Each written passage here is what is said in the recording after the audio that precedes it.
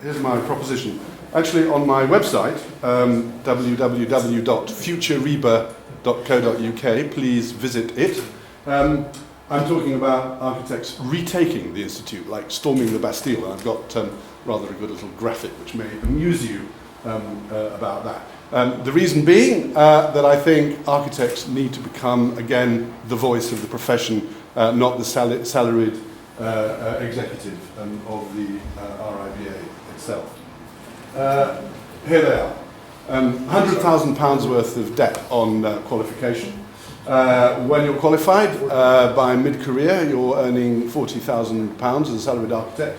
If you're lucky, that's pretty low by comparison with the rest of the industry and other professionals.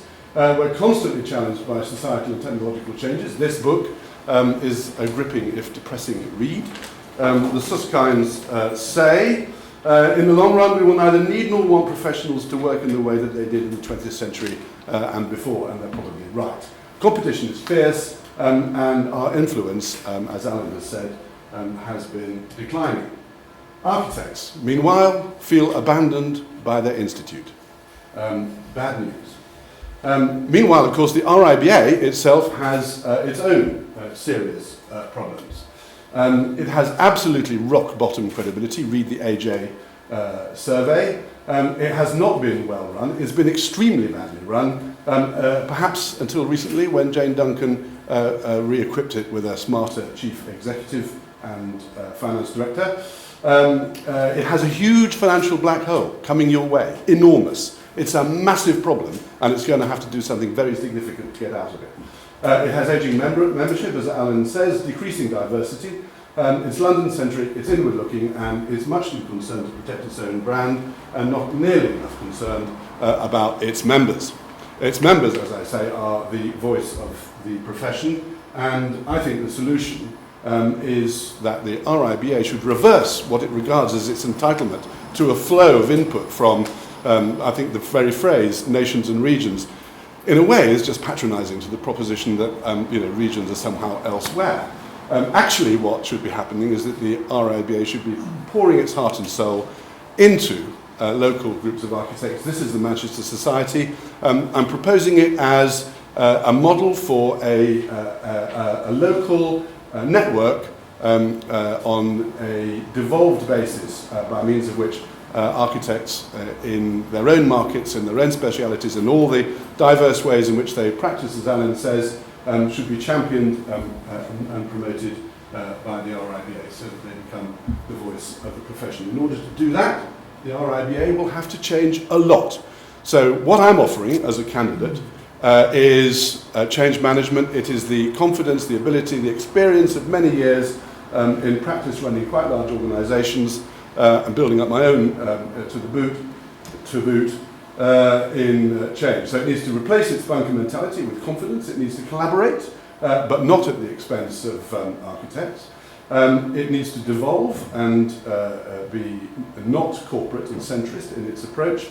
It needs a single-minded focus on driving engagement with local practices, practitioners and academics, and other co-professionals, and it needs to champion and nurture British architects more effectively. I think in order to do that, it needs to be slimmer, faster and richer. It'll have to be slimmer in order to be richer. And Alan and I were at the board meeting only this week. We have a very big number which we can't tell you because we're constrained to confidentiality, but it's really bad news. There's going to have to be huge financial restructuring and huge organisational restructuring, and the way to get around this problem is by shifting the centre of gravity of activities for promoting architecture to where people like yourselves actually practice. It needs to be younger, more relevant, collaborative, knowledgeable, and more innovative. You've heard all of that stuff before. Why I believe I can do it? Because I've always been a practicing architect. I've built a successful business. I've led the business over 30 years. I've survived 3 recessions. So I know about running organisations, I know about change, I know about being entrepreneurial, and I know about how to succeed. And at the RIBA, I've started to understand, having joined it 2 years ago as a national councillor, how it thinks. I'm not, however, an insider. I do not have a vested interest in protecting the appalling management decisions that it has been making. I've never been employed by an institution of any kind, and I might have grey hair, but I'm still pretty energetic, as you can tell. 30 seconds. A bit about me. I'm involved in various other organisations. These are just a few. The Housing Forum I ran as a chair for 3 years. We used this model. It had a very, very small executive. And all of the energy and all of the activity came from the membership. It was a national cross-sectoral membership. And the point about that was the membership engaged, they enjoyed it, and their involvement at local level added value and made it seem worth being members of the Housing Forum. It works. We publicised what they did, we promoted it.